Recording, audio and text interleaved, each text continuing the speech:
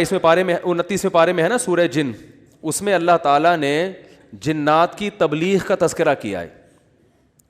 ہوا یہ تھا کہ رسول اللہ صلی اللہ علیہ وسلم قرآن مجید کی تلاوت فرما رہے تھے تہجد میں, مسجد جن وہاں مکہ میں موجود بھی ہے. تو جنات کا ایک وفد وہاں سے گزرا, انہوں نے جب قرآن سنا تو بڑے حیران ہوئے, یہ تو بالکل ویسا کلام ہے جیسا موسیٰ علیہ السلام پر نازل ہوئی تھی تورات اور حضرت عیسیٰ پہ انجیل, یہ تو بالکل ویسا کلام ہے. یعنی ان کو اندازہ ہوا کہ یہ پیغمبر ہیں, وہ ہو سکتا ہے جن بھی پڑھے لکھے ہوں, یعنی اہل کتاب میں سے ہوں. تو وہ اچھا اس میں توحید کا بیان بھی تھا, تو وہ جنات جا کے اپنی قوم کو تبلیغ کرنے لگے. اچھا پھر ایک اور واقعہ یہ ہوا تھا کہ جنات جب آسمانوں پہ جاتے تو شہاب ثاقب کے ذریعے ان کا آسمانوں پہ داخلہ بند کر دیا گیا. تو یہ خبر بھی جنات میں پھیل گئی کہ پہلے ہم جاتے تھے کچھ نہیں ہوتا تھا, اب جانا روک دیا جا رہا ہے. یہ جو شہاب ثاقب ہوتے ہیں نا چنگاریاں, اس پہ سائنسدان اعتراض کرتے ہیں یہ تو ویسی رگڑ لگنے سے وہ یعنی ستاروں کی ایک ٹکڑے, سیاروں کے ٹکڑے ٹوٹتے ہیں, رگڑ دگنے سے یہ ہوتا ہے. تو یہ کوئی اسلام کے منافی نہیں ہے. اللہ تعالیٰ کسی جن کو مار سکتے ہیں, اس کے فرشتے کسی جن کو مار سکتے ہیں اس کے ذریعے, رگڑ بھی لگے اور وہ جل بھی جائے اور جن بھی مر جائے, تو اس میں کون سا کوئی وہ, ہمیں جن تھوڑی نظر آ رہا ہے, ہمیں تو وہ شہاب ثاقب جاتا ہوا نظر آ رہا ہے.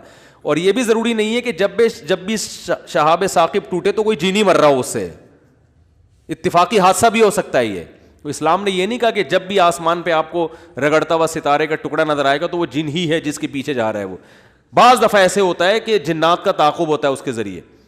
تو یہ نبی کے دور میں ہوا, اور اس کی دلیل یہ ہے کہ جب قرآن کی آیتیں نازل ہوئی نا کہ جنات نے کہا کہ ہم جب جاتے ہیں تو شہاب ثاقب آتا ہے, تو اس پر کسی مشرک نے اعتراض نہیں کیا کہ یہ تو پہلے بھی آ رہے تھے, اب تھوڑی آ رہے ہیں, کوئی نیا واقعہ تھوڑی ہے, یہ تو پہلے بھی آ رہے ہیں. تو جنات نے یہ کہا کہ ہم نے دیکھا ہے کہ ہمارا اوپر داخلہ بھی کیا ہو گیا, منع ہو گیا, تو دنیا میں کوئی بڑا واقعہ ہوا. تو واقعہ انہوں نے دیکھا کہ بھائی یہ قرآن نازل ہو رہا ہے اور یہ کوئی دنیا میں نیا مذہب آیا ہے اور یہ پیغمبر ہیں, تو انہوں نے جا کے اپنی قوم کو تبلیغ کی, جس کا سورہ جن میں تذکرہ ہے.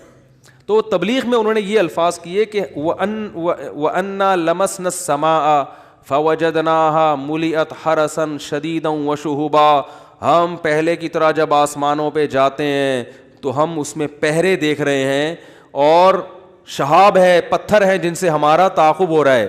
تو یہ کچھ کام ہوا ہے. آگے کیا کہتے ہیں, اِنَّا لَا نَدْرِي, ہمیں نہیں پتا, یہ جو دنیا میں عجیب سا کام ہوا ہے نا, لا ندری, ہمیں معلوم نہیں ہے, اشر ارید بمن فی الارض, کہ جو لوگ زمین میں رہتے ہیں ان کے ساتھ برائی یعنی شر کا ارادہ کیا گیا ہے, ام اراد بہم ربہم رشدا, یا اہل زمین کے جو رب ہیں اس رب نے ان کے ساتھ خیر کا ارادہ کیا ہے. آپ کا آئی کیو لیول اگر اچھا ہوتا تو مزہ آ جاتا آپ کو. ترجمے سے بات سمجھ میں آئی؟ وہ کیا کہہ رہے ہیں, ہمیں نہیں پتہ یہ جو نیا واقعہ ہوا ہے, اہل زمین کے ساتھ برائی کا ارادہ کیا گیا ہے, پیسو وائس, فعل مجہول, یا اللہ نے ان کے ساتھ خیر کا ارادہ کیا ہے. بھائی یہ بھی کہہ سکتے تھے کہ ہمیں نہیں پتہ کہ اللہ نے ان کے ساتھ خیر کا ارادہ کیا یا شر کا ارادہ کیا ہے.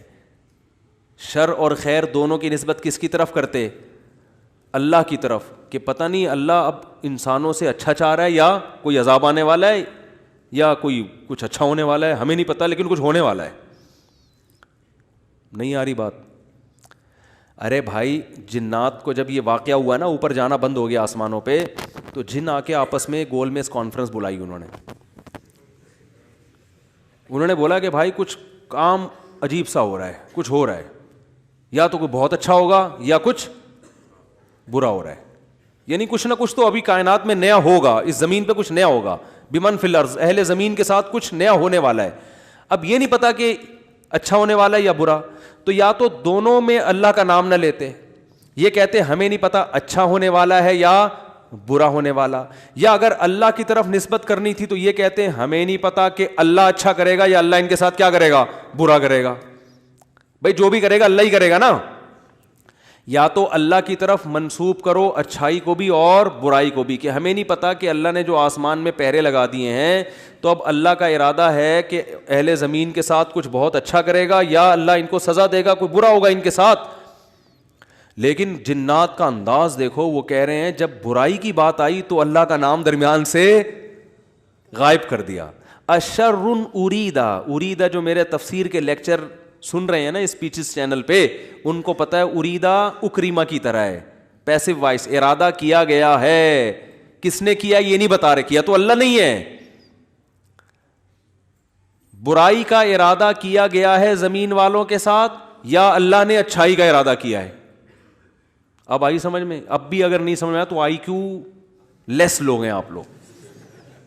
پھر وہی پہلی ہے کہ وہ جو سیٹھ صاحب تھے نا, بے وقوف تھے, اپنے شاگرد سے کہہ رہے ہیں, اپنے ملازم سے, کہ ایسی پہیلی پوچھ کہ اس کا جواب میں بتا سکوں, ورنہ بے عزتی ہو جائے گی نا. اور اگر نہیں بتایا نا میں نے اس پہیلی کا جواب, تو میں تجھے چھوڑوں گا نہیں, تیری گردن اڑا دوں گا میں. اب پہلی پوچھ لیکن آسان, تاکہ میری عزت بھی ہو جائے کہ بھائی سیٹھ نے پہلی کا جواب دیا ہے. جب جواب دوں گا عزت ہوگی, بھائی بڑے ذہین ہیں آپ. تو آہستہ سے اس کو کان میں کہہ دیا کہ ایسی پوچھنا کہ مجھے جواب اس کا آ بھی جائے, اتنی مشکل نہ ہو. اب یہ جو ملازم تھا نا, یہ گرو کہتے ہیں نا اس کو, گرو کہتے ہیں کہ چیلا کہتے ہیں, چیلا یا چیلا, بچہ بڑا ہوشیار ہے ماشاء اللہ, چیلا. تو وہ چیلا کے اب سوچنے لگا کہ یار ایسی پہلی پوچھو کہ بہت آسان ہو. اب اس نے پہلی سوچ کے آیا. سرائکی میں یہ لطیفہ ہے اصل میں, دیکھو ہک چانٹ مرے سا سدھا تھیا ویسے, یہ میں نے ایک لفظ سیکھا ہے ابھی سرائکی کا. اب کسی کا مطلب نہ پوچھنا, وہ چماٹ لگا دے گا آپ کو کھینچ کے. دیکھو ہک چانٹ مرے سا سدھا تھیا ویسے, ٹھیک ہے نا. تو یہ کسی سے کہنا نہیں, ورنہ کوئی گارنٹی نہیں ہے, ٹھیک ہے نا. تو وہ جو تھا نا, اس میں اس نے پہلی سوچی, اس نے کہا حضور, اب مجھے پوری سرائکی تو آتی نہیں نا, وہ ہمارے حضرت سرائکی میں سناتے تھے یہ لطیفہ, وہ مزہ سرائکی میں ہی ہے. خیر, ہک مخلوق ہے, پونچھ گھمیندی ہے, چولہے کے گرد گھومدی ہے تے میاؤں میاؤں کریندی ہے بھائی.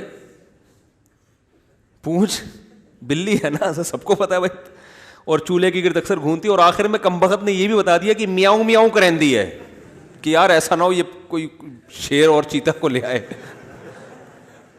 اب یہ کھوپڑی اس کی کام نہیں کر رہی نا, ٹھیک ہے, آئی کیو.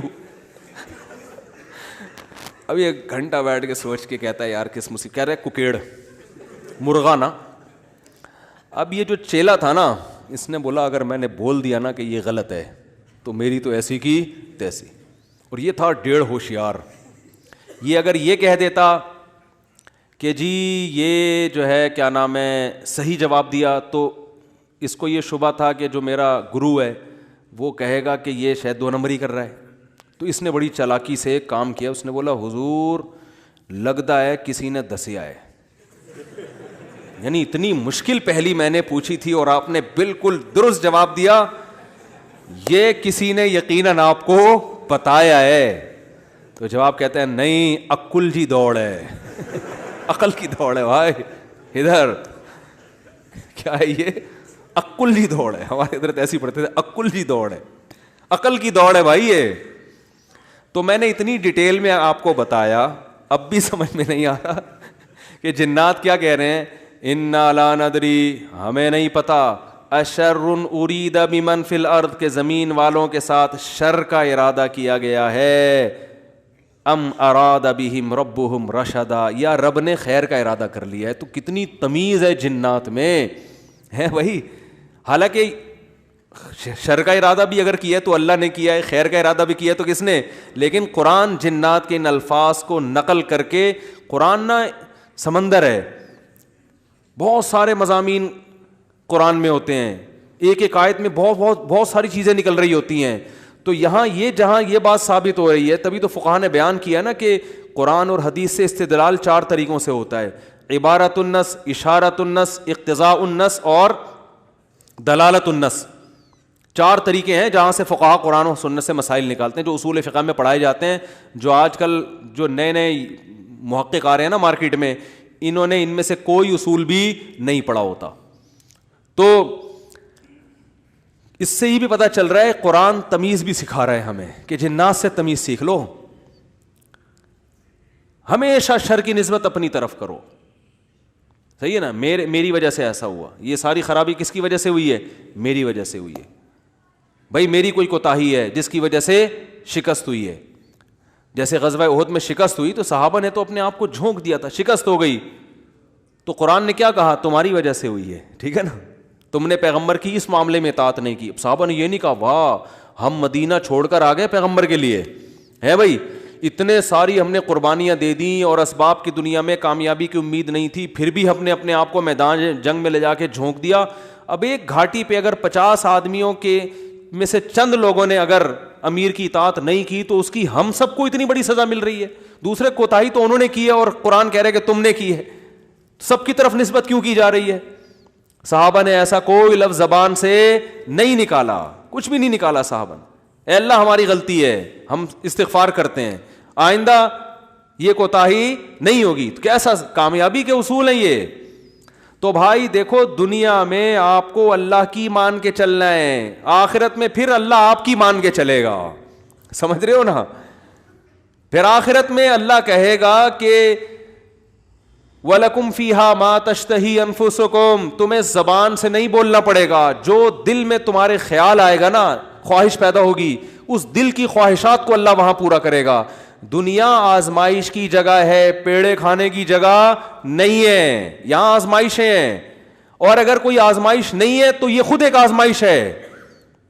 آپ کہہ سکتے ہیں فلاں تو بڑی ہنسی خوشی زندگی گزار رہا ہے, وہ تو کوئی آزمائش ہی نہیں ہے.